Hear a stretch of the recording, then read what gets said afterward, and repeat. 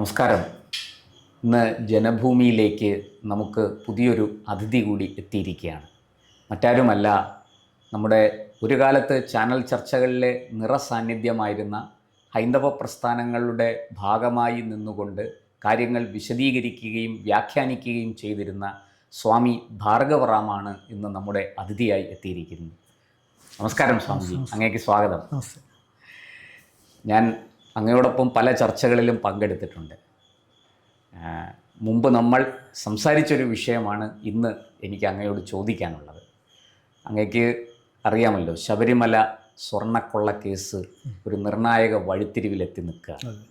അവിടെ ആദ്യമൊരു സ്വർണ്ണപീഠം, പിന്നെ ഈ പറഞ്ഞതുപോലെ അവിടെ പൊതിഞ്ഞിരുന്ന സ്വർണ്ണപ്പാളികൾ, ദ്വാരപാലക വിഗ്രഹങ്ങളിലടക്കം പൊതിഞ്ഞിരുന്ന സ്വർണ്ണപ്പാളി, പിന്നെ ഈ വാതിൽപ്പാളികളിൽ പൊതിഞ്ഞിരുന്ന സ്വർണം, അതുപോലെ കട്ടിളപ്പടികളിൽ പൊതിഞ്ഞിരുന്ന സ്വർണം, ഇതെല്ലാം അവിടുന്ന് കവർച്ച ചെയ്യപ്പെട്ടു. ഇതേതെങ്കിലും കള്ളന്മാർ ക്ഷേത്രത്തിൽ കയറി മോഷ്ടിച്ചുകൊണ്ട് പോയതല്ല.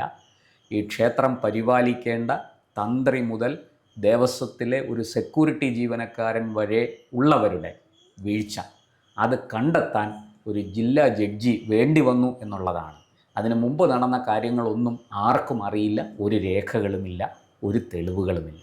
ഇപ്പോഴിതാ ഏറ്റവും ഒടുവിൽ സ്വർണ്ണ കൊടിമരം. ഇതിൻ്റെ ഇടയ്ക്ക് സ്പോൺസർമാരൊക്കെ കടന്നു വന്നു. അങ്ങേക്കറിയാം, അങ്ങ് ഈ സ്പോൺസർമാരെ കുറിച്ച് മുമ്പ് തന്നെ ചില ചർച്ചകളിൽ സൂചിപ്പിച്ചിട്ടുള്ളതാണ്. ഇപ്പോഴിതാ സ്വർണ്ണ കൊടിമരത്തിന് മുകളിലിരുന്ന വാജിവാഹനം, അതുപോലെ തന്നെ അഷ്ടദിക്പാലക വിഗ്രഹങ്ങൾ, ഇത് എന്താണ് ഈ ശബരിമലയിൽ സംഭവിച്ചു കൊണ്ടിരിക്കുന്നത്? ഇതിന് കൃത്യമായിട്ടും യഥാർത്ഥ പ്രതികളിലേക്ക് ഈ കേസ് ചെന്നെത്തുമോ? യഥാർത്ഥ കുറ്റവാളികൾ നിയമത്തിന് മുന്നിലെത്തുമോ? അവർക്ക് അർഹിക്കുന്ന ശിക്ഷ കിട്ടുമോ? ഈ നഷ്ടപ്പെട്ട അയ്യപ്പ ചൈതന്യം തുളുമ്പി നിൽക്കുന്ന നഷ്ടപ്പെട്ട മുതലുകൾ, അത് സ്വർണമാകട്ടെ ഒരു തരിയാകട്ടെ എന്തുമാകട്ടെ, അത് തിരിച്ചു കിട്ടുമോ? എന്താണ് അങ്ങേക്ക് ഇക്കാര്യത്തിൽ പറയാനുള്ളത്? അങ്ങ് ചോദിച്ചതിൽ ഒരു 3-4 ചോദ്യങ്ങൾ ഒരുമിച്ചുണ്ട്. ഓരോന്നായിട്ട് മറുപടി പറഞ്ഞു. അതെ, ഒന്നാമത് ഈ കേസ് എവിടെ ചെന്ന് നിൽക്കുമെന്നുള്ളതാണ്.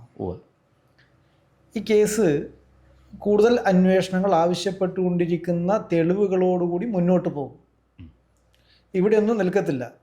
ഇനി വരാൻ വേണ്ടി പോകുന്നത്, ഞാൻ മനസ്സിലാക്കിയിടത്തോളം, അയ്യപ്പൻ്റെ ഭണ്ഡാരത്തിലേക്ക് അല്ലെങ്കിൽ അവിടെ മുതൽക്കൂട്ടായിട്ട് സമർപ്പിതമായിരിക്കുന്ന നിരവധി ദ്രവ്യങ്ങളുണ്ട്. രത്നക്കല്ലുകളും സ്വർണങ്ങളും പാത്രങ്ങളും വിളക്കുകളൊക്കെ ആയിട്ട് ഗോൾഡുണ്ട്, വെള്ളിയുണ്ട്, രത്നക്കല്ലുകളുണ്ട്. ഇതൊക്കെയാണ് ഈ അയ്യപ്പനോട് ചേർന്ന് നിൽക്കുന്ന സ്വർണത്തെക്കാളും മോഷ്ടിക്കാൻ എളുപ്പമായിട്ടുള്ളവ. അതിലേക്ക് ഇന്ന് വരെ പരിശോധന പോയിട്ടില്ല. തീർച്ചയായിട്ടും അവിടെ ഇരിക്കുന്നത് ഒറിജിനലാണോ ഡ്യൂപ്ലിക്കേറ്റ് ആണോ എന്ന് ആർക്കും അറിഞ്ഞുകൂടാ. അവിടെ ഇരിക്കുന്ന വൈരക്കല്ലിന് പകരം വെള്ളാരം കല്ലാണോ എന്ന് ഇതുവരെ പരിശോധിക്കപ്പെട്ടിട്ടില്ല എന്നാണ് ഞാൻ മനസ്സിലാക്കുന്നത്. ആ പരിശോധനയിലേക്കാണ് അടുത്ത ഘട്ടത്തിലേക്ക് പോകുന്നത് എന്ന് ഞാൻ വിചാരിക്കുന്നു. ചില സൂചനകൾ ആ ദിശയിൽ വന്നുകൊണ്ടിരിക്കുന്നു. അയ്യപ്പ ഹിതവും അത് തന്നെ ആയിരിക്കും എന്ന് കരുതാം. അപ്പോൾ അതുകൊണ്ട് ഈ കേസ് ഇവിടെയൊന്നും നിൽക്കില്ല. ഈ കേസിൽ കേവലം ഒരു ശങ്കർദാസോ പത്മകുമാറോ അല്ലെങ്കിൽ ആ കാലഘട്ടത്തിലെ ദേവസ്വം മന്ത്രിമാരോ ആ കാലഘട്ടത്തിൽ ചെറിയ കാലഘട്ടത്തിലുണ്ടായിരുന്ന തന്ത്രിമാരോ മാത്രമായിട്ട് ഒതുക്കപ്പെടുകയും ചെയ്യില്ല. ഒരു സുദീർഘമായിട്ടുള്ള കാലഘട്ടത്തിൻ്റെ തട്ടിപ്പിൻ്റെ ചരിത്രം അനാവരണം ചെയ്യപ്പെടേണ്ടതുണ്ട്. തീർച്ചയായിട്ടും ഇപ്പോഴാ അന്വേഷണത്തിന് ചില തുടക്കങ്ങളൊക്കെ ഉണ്ടായിട്ടുണ്ട്. ഇപ്പോൾ മുന്നേ ശ്രീ പ്രയാർ ഗോപാലകൃഷ്ണൻ പ്രസിഡൻ്റായിരിക്കുന്ന സമയത്തുള്ള കാര്യമാണ് വാജിവാഹനത്തിൻ്റെ കാര്യത്തിൽ അഷ്ടദിക്പാലകന്മാരുടെ കാര്യത്തിലൊക്കെ വന്നിരിക്കുന്നത്.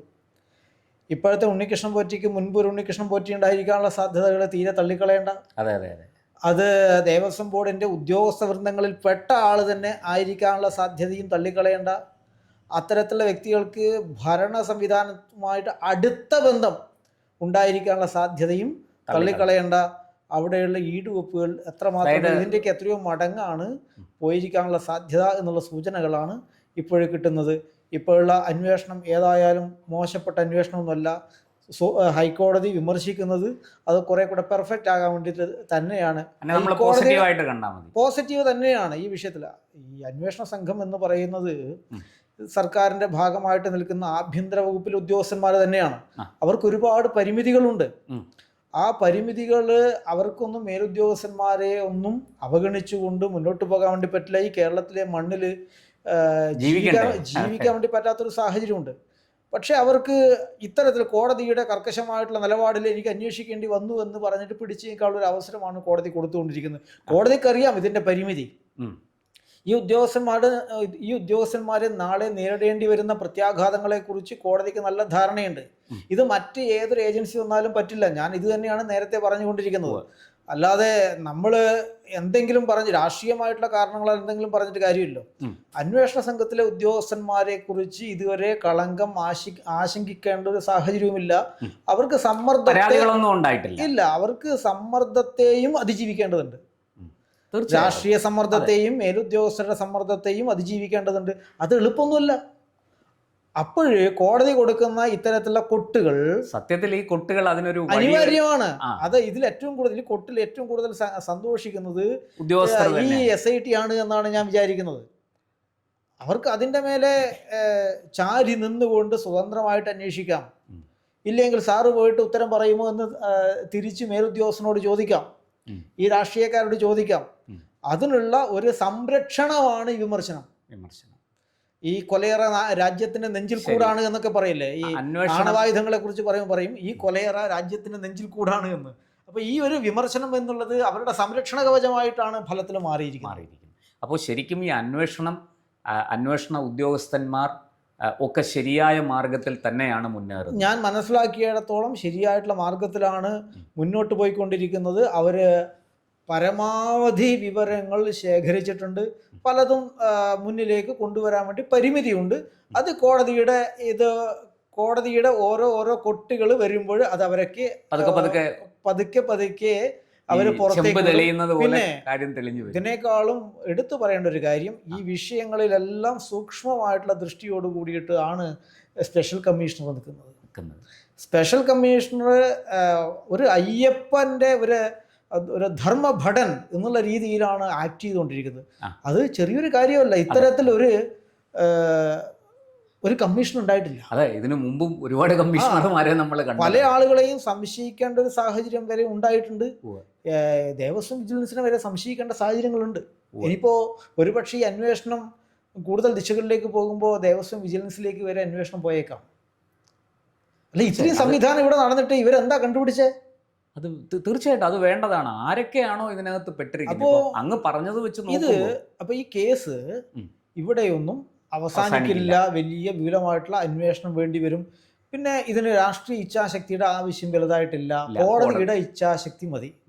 കോടതിയുടെ ബെഞ്ചിൽ എന്തെങ്കിലും മാറ്റമോ ജഡ്ജിമാരുടെ മനോഗതിയിൽ വ്യതിയാനമോ ഒക്കെ സംഭവിച്ചാൽ മാത്രമേ ഈ അന്വേഷണത്തിൽ മാറ്റം വരും. ഇപ്പോൾ കോടതി ചെയ്യുന്നത് ശ്ലാഘനീയമായിട്ടുള്ള പ്രവൃത്തിയാണ്. SIT ചെയ്യുന്നതും അഭിനന്ദനാർഹമായിട്ടുള്ള കാര്യമാണ്.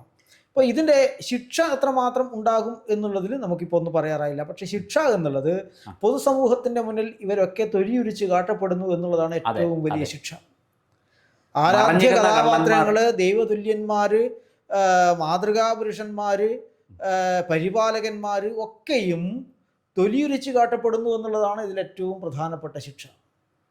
അത് വളരെ ഇതിൽ ഏതെങ്കിലും അംശം തിരിച്ചു കിട്ടുമോ എന്ന് ചോദിച്ചു. തിരിച്ചു കിട്ടാനുള്ള സാധ്യത വളരെ വളരെ വളരെ മിനിമമാണ്. ഞാൻ അതിലേക്കാണ് വരുന്നത്. അങ്ങ് പറഞ്ഞ അന്വേഷണത്തിൻ്റെ കാര്യത്തിൽ ഒക്കെ എനിക്കും യോജിപ്പുണ്ട്. പക്ഷേ ഈ സാധനങ്ങൾ കടൽ കടന്നിട്ടുണ്ടോ?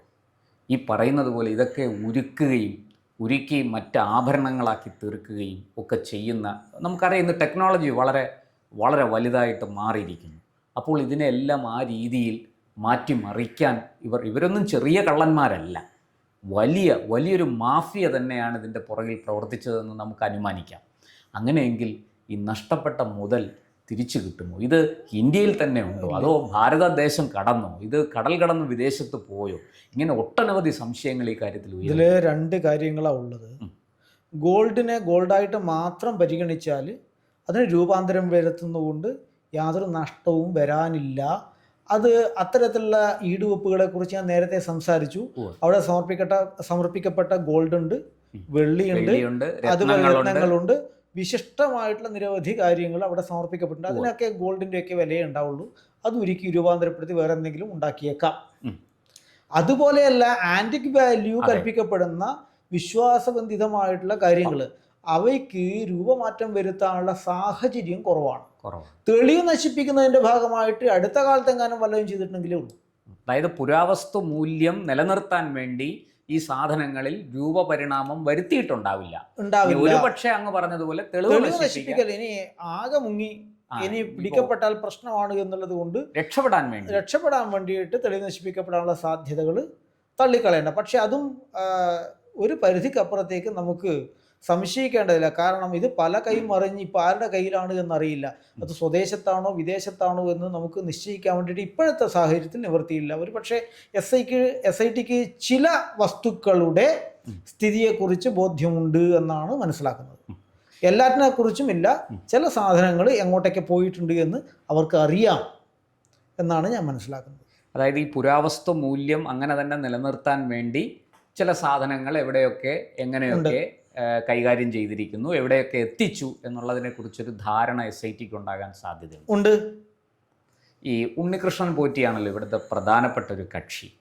അങ്ങ് മുമ്പ് അങ്ങ് പല ചർച്ചകളിലും, നമ്മുടെ ഈ വേദിയിൽ അങ്ങ് ആദ്യമായിട്ടാണ്, പക്ഷേ മുമ്പ് പല ചർച്ചകളിലും അങ്ങ് ഈ കാര്യം ചൂണ്ടിക്കാണിച്ചിട്ടുണ്ട്. ഈ സ്പോൺസർമാർ ശബരിമലയിൽ ഉണ്ടാക്കുന്ന അപകടം, അത് ശബരിമലയിൽ മാത്രമല്ല മറ്റു പല ക്ഷേത്രങ്ങളിലും മഹാക്ഷേത്രങ്ങളിലും ആ വിഷയമുണ്ട്. ഞാൻ അത് തന്നെ ഒരു വിഷയമായിട്ട് നമ്മൾ സംസാരിക്കേണ്ടതാണ്. ഇപ്പോൾ അതിലേക്ക് ഞാൻ പോകുന്നില്ല. നമ്മളെ ഈ ഉണ്ണികൃഷ്ണൻ പോറ്റിയുമായി ബന്ധപ്പെട്ട്, ഉണ്ണികൃഷ്ണൻ പോറ്റിയാണ് ഇവിടെ സ്പോൺസറായിട്ട് വന്നത്. ഈ ഉണ്ണികൃഷ്ണൻ പോറ്റിക്ക് നമ്മൾ കരുതുന്നതിനപ്പുറത്ത് ചില രാഷ്ട്രീയ ബന്ധങ്ങളുണ്ട്. ഇത് ഈ കേസിനെ ബാധിക്കും?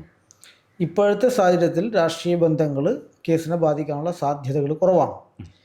ഈ കേസിൻ്റെ അന്വേഷണത്തിലേക്ക് മറ്റ് ഏജൻസികൾ പ്രവേശിച്ചാൽ രാഷ്ട്രീയമായിട്ട് ബന്ധമുള്ള അല്ലെങ്കിൽ രാഷ്ട്രീയ കക്ഷികൾ, ഭരണത്തിലിരിക്കുന്ന കക്ഷികൾക്ക് നിയന്ത്രിക്കാവുന്ന ഏജൻസികളാണ് അവയെങ്കിൽ ഉണ്ണികൃഷ്ണൻ പോറ്റിക്ക് സഹായകമായിട്ട് അത് മാറിയേക്കും.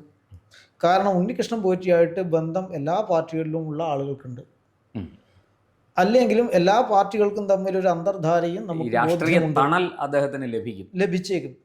ഇപ്പോഴത്തെ സാഹചര്യത്തിൽ ആഭ്യന്തര വകുപ്പിൻ്റെ അണ്ടറിൽ തന്നെയാണ് തത്വത്തിൽ SIT എങ്കിൽ പോലും അത് ഹൈക്കോടതിയുടെ അണ്ടറിൽ പ്രവർത്തിച്ചുകൊണ്ടിരിക്കുന്ന സിസ്റ്റം എന്നുള്ള രീതിയിലേക്ക് ആണ് ഇപ്പോഴും വന്നിരിക്കുന്നത്. അല്ല എന്ന് തോന്നുന്ന രീതിയിലുള്ള പ്രവർത്തനങ്ങൾ കാണുമ്പോൾ ഇടയ്ക്കിടയ്ക്ക് ഓരോ കൊട്ട് ഹൈക്കോടതി തന്നെ കൊടുക്കുകയും SITക്ക് പൂർണ്ണ സംരക്ഷണവും കവചവും തീർക്കുകയും ചെയ്യുന്നുണ്ട്. മറ്റൊരു ഏജൻസിയിലേക്ക് പോകരുത് എന്ന് ഞാൻ പറയുന്നതിൻ്റെ കാരണവും ഇതാണ്.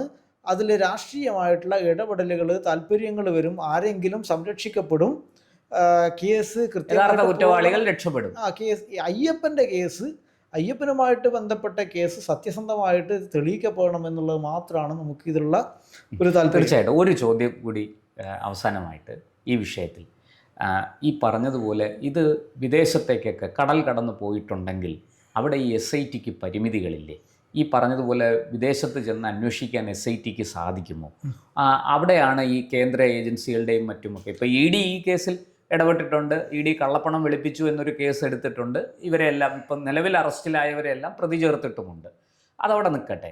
പക്ഷേ ഈ പറഞ്ഞതുപോലെ ഒരു വിദേശ ബന്ധം SIT എങ്ങനെ കൈകാര്യം ചെയ്യുമെന്നാണ്? വിദേശ ബന്ധം ഉണ്ട് എന്ന് SITക്ക് ബോധ്യമോ സൂചനയോ സംശയമോ ഉണ്ടെങ്കിൽ ആ കാര്യം ഹൈക്കോടതിക്ക് സമർപ്പിക്കാവുന്നതല്ലേ ഉള്ളൂ. ആ റിപ്പോർട്ടിൽ ഇതൊന്നും നടത്തുന്നത് SIT അല്ലല്ലോ, ഇതൊക്കെ നടത്തുന്നത് ഹൈക്കോടതിയല്ലേ. തീർച്ചയായും അന്വേഷണത്തിൽ SIT പ്രതിബന്ധം നേരിടുന്നുണ്ട് എങ്കിൽ അത് അറിയിക്കുന്നതിന് എന്താ ബുദ്ധിമുട്ടുള്ളത്? SIT ഹൈക്കോടതിയിൽ പറയുന്നു ഇതിൽ വിദേശ ബന്ധം ഞങ്ങൾ സംശയിക്കുന്നുണ്ട്, അല്ലെങ്കിൽ ഇന്ന ചെറിയ തെളിവുകൾ ഇതിൽ ലഭിച്ചിട്ടുണ്ട്, ഇല്ലെങ്കിൽ ഇന്ന പോലെ ഒരു ആശങ്ക ഈ വിഷയത്തിലുണ്ട്. ഈ കാര്യം പറയുന്നതിന് SIT മടിക്കുമെന്ന് അങ്ങ് തോന്നുന്നുണ്ടോ? ഇല്ല, അത് മടിക്കില്ല. ഇല്ല. അപ്പോൾ ഹൈക്കോടതി നേരിട്ട് തന്നെ ഒരു അന്വേഷണ ഏജൻസി ഏൽപ്പിക്കുന്നതാണോ ഉചിതമാകുക? രാഷ്ട്രീയ കക്ഷികൾ നേതൃത്വം കൊടുക്കുന്ന ഭരണകൂടം നേരിട്ടൊരു അന്വേഷണം പ്രഖ്യാപിക്കുന്നതാണോ ഉചിതമാകുക? തീർച്ചയായിട്ടും ഹൈക്കോടതിയുടെ ഇടപെടൽ. അപ്പോൾ അതുകൊണ്ട് തന്നെയാണ് പറയുന്നത് SIT അന്വേഷിക്കട്ടെ, വേണ്ടിവരുന്ന സാഹചര്യത്തിൽ CBI പോലെ കോടതിയുടെ നിർദ്ദേശത്തിൽ, കോടതിയുടെ ഉത്തരവാദിത്തത്തിൽ ചെയ്യട്ടെ. അല്ലാതെ കോടതി പറയുന്നതിന് മുൻപ് രാഷ്ട്രീയ പാർട്ടികൾ നേതൃത്വം കൊടുക്കുന്ന ഭരണകൂടങ്ങൾ അതിൽ കയറി ഇടപെട്ട് മുൻകൂറായിട്ട് പ്രഖ്യാപിച്ച് മുതലെടുപ്പ് നടത്തേണ്ടതില്ല എന്നുള്ളത് തന്നെയാണ് എൻ്റെ അഭിപ്രായം. തീർച്ചയായിട്ടും നമുക്ക് പ്രതീക്ഷയോടെ കാത്തിരിക്കാം. ഈ പറഞ്ഞതുപോലെ ശബരിമലയിലെ മാത്രമല്ല സർവ്വക്ഷേത്രങ്ങളിലും എല്ലാ ആരാധനാലയങ്ങളിലും നടക്കുന്ന ഇത്തരം കൊള്ളകൾ അവസാനിപ്പിക്കേണ്ടത് തന്നെയാണ്. ഈശ്വരവിശ്വാസികൾ, ഭക്തർ കാണിക്കയായി സമർപ്പിക്കുന്ന ദ്രവ്യം അതൊരു ഒരു ചെറിയ പുഷ്പമാണെങ്കിൽ പോലും അതിന് അതിൻ്റേതായ പവിത്രതയും അതിൻ്റേതായ വിലയുമുണ്ട് എന്ന് തിരിച്ചറിയുന്ന ഒരു സമൂഹമാണ് നമ്മൾ എന്നാണ് നമ്മൾ പൊതുവെ ധരിച്ചിരിക്കുന്നത്. അതുകൊണ്ട് തന്നെ ഇതൊന്നും നഷ്ടപ്പെടാതെ അത് വളരെ കൃത്യമായിട്ട് അത് പരിപാലിക്കപ്പെടട്ടെ, അത് വരും തലമുറകൾക്ക് വേണ്ടിയിട്ട് അത് സംരക്ഷിക്കപ്പെടട്ടെ എന്ന് നമുക്കും ഈ ഘട്ടത്തിൽ ആഗ്രഹിക്കാം. മാത്രമല്ല, യഥാർത്ഥ കുറ്റവാളികൾ, നമ്മളെല്ലാവരും നിയമത്തെ അനുസരിക്കുന്നവരാണ്, നിയമത്തെ നമ്മൾ സംരക്ഷണ കവചമായി കരുതുന്നവരാണ്. അതുകൊണ്ട് തന്നെ യഥാർത്ഥ കുറ്റവാളികൾ നിയമത്തിൻ്റെ മുന്നിലെത്തട്ടെ എന്നും നമുക്ക് ഉറച്ചു വിശ്വസിക്കാം. നന്ദി, നമസ്കാരം. കൂടുതൽ വാർത്തകളും വിശേഷങ്ങളും നേരിട്ട് ലഭിക്കാൻ ജനങ്ങളിൽ നിന്ന് ജനങ്ങളിലേക്ക് ജനഭൂമി ന്യൂസ് സബ്സ്ക്രൈബ് ചെയ്യൂ. ബെൽ ബട്ടൺ അമർത്താനും മറക്കരുത്.